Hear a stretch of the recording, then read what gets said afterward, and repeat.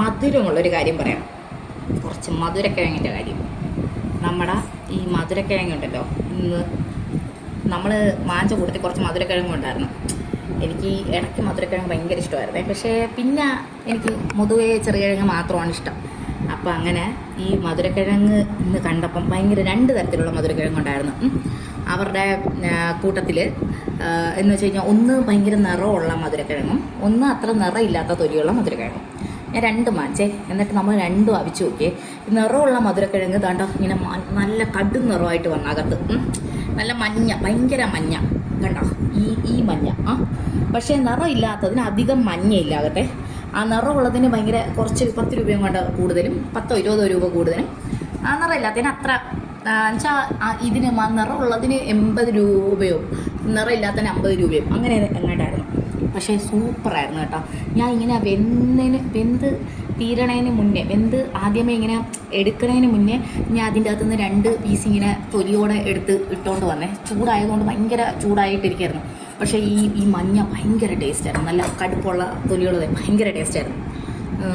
ഈ നിറം ഇല്ലാത്ത പോലത്തത് എൻ്റെ ചേച്ചിയുടെ അവിടെ ഇങ്ങനെ കള പോലെ പിടിച്ച് കിടന്നിട്ട് കുറേ നമ്മൾ കഴിഞ്ഞ പ്രാവശ്യം വെട്ടിയായിരുന്നു. കഴിഞ്ഞ മുന്നത്തെ പ്രാവശ്യം. അപ്പം ഇപ്രാവശ്യം ഈ കിട്ടിയതെന്ന് നമ്മൾ വിത്തുകൾ എടുത്ത് വെച്ചിട്ടുണ്ട് എല്ലായിടത്തും കൊണ്ട് ഇടാനായിട്ട്. ചേച്ചിയുടെ അവിടെയും നമ്മളപ്പുറത്തും ഒക്കെ ആയിട്ട് ഇടാനായിട്ട്. പക്ഷെ നല്ല മധുരം, ഭയങ്കര നല്ല ഇങ്ങനെ പൊടിഞ്ഞിങ്ങനെ ഇത് കണ്ട എൻ്റെ കൈ ഇങ്ങനെ വെണ്ണ പോലെ ഇങ്ങനെ ഉടഞ്ഞ് വരുന്ന രീതിയിൽ നല്ല ഭയങ്കര ഈ മാവ് പോലെ ഇരിക്കുന്ന കൺസിസ്റ്റൻസിയും പിന്നെ ഭയങ്കര ടേസ്റ്റ്. അതാണ് ഭയങ്കര സൂപ്പർ. ഇന്ന് സത്യം പറഞ്ഞു കഴിഞ്ഞാൽ ഇതൊക്കെ തിന്ന് വയറ് മുഴുവൻ നിറഞ്ഞിരിക്കുകയാണ്. എങ്കിലും ഞാൻ തീറ്റ നിർത്തുന്നില്ല. ആക്ച്വലി ഇനിയൊരു എല്ലാവരും ചെയ്തിട്ടുള്ളതായിരിക്കും, പക്ഷേ ഞാൻ പറഞ്ഞു തരാമേ. ഈ കപ്പ ഉണ്ടാക്കുന്ന പോലെ, കപ്പ പുഴുക്കുണ്ടാക്കൂലേ, അതുപോലെ ഉണ്ടാക്കി കഴിക്കാൻ ഈ മധുരക്കിഴങ്ങ് ഭയങ്കര സൂപ്പറാണ് കേട്ടോ. ഈ കപ്പയ്ക്കൊക്കെ അരയ്ക്കുന്ന പോലെ വെളുത്തുള്ളിയും മഞ്ഞപ്പൊടിയും ജീരകവും ഒക്കെ അരച്ച് ചെറുതായിട്ട് പച്ചമുളകും ഒക്കെ ചേർത്തരച്ച് കുരുമുളക് കൂടുതലിട്ട് അത് ഭയങ്കര ടേസ്റ്റാണ്. അതേ അരപ്പ് തന്നെയാണ്. നല്ലോണം ഉടച്ച് എന്ന് വെച്ചാൽ നമ്മൾ ഈ കപ്പ കുത്തി പൊടിക്കത്തില്ലേ, ഈ മറ്റേ തവി വെച്ച് ഉടച്ച് പൊടിച്ചെടുക്കത്തില്ലേ, അതുപോലെ കപ്പ പൊടിക്കുന്ന കണക്ക് അതേ അരപ്പിട്ട് ഈ മധുരക്കിഴങ്ങ് പൊടിച്ച് കഴിക്കാനും ഭയങ്കര ടേസ്റ്റാണ്. അപ്പം അതാണ് മധുരക്കിഴങ്ങ് വിശേഷം.